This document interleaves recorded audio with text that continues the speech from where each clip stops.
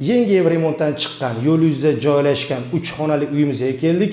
Yunusobod 14-kvartalda joylashgan 3 xonali uyimizni 5-etaj, 5 etajli dom. Orientirimiz esa Sayram chorrahasi. Kvartiramiz yangi ev remontdan chiqqan, hamma xonlarimizni alohida, umumiy maydonimiz esa 78 kvadrat metr. Kirishimizdan sirazi o'ng qo'limizda xonamizda boshlanadi. Bu xonamiz standartniy razmerda. Razmerimiz 3.15 ga 5.20. Plus balkonimiz o'zi 2 ga 6 metr. Balkonimizdan esa 2 ga bo'lib, yarmini zalga, yarmini esa oshxonamizga qo'shib yuborishgan. Remontlarimiz yangi, hali hech kim turmagan remontdan keyin umumiy maydonimiz 78 kvadrat metr. Bu esa bitta detskiy xonamiz. Hamma xonlarimiz keng. Bu xonamizning razmeri esa 3 metrga 3 metr. Hamma joyda yaxshi akvaryumlarimiz qilingan.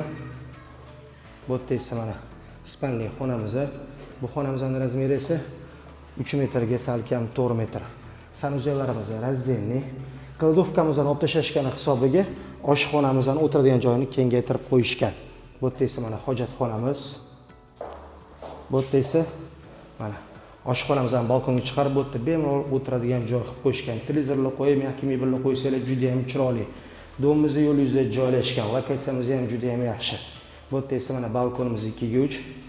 Kuxonniy garnituralarimiz qilingan, gaz vichkalarimiz qo'yilgan. Narxiga keladigan bo'lsa, narxini uy egalari 74 ming deb aytishyapti. Kvartiramiz ma'qul kelgan bo'lsa, bemalol savdo qilishingiz mumkin. Osonliklar biz bilan oson. Rahmat, sog' bo'ling.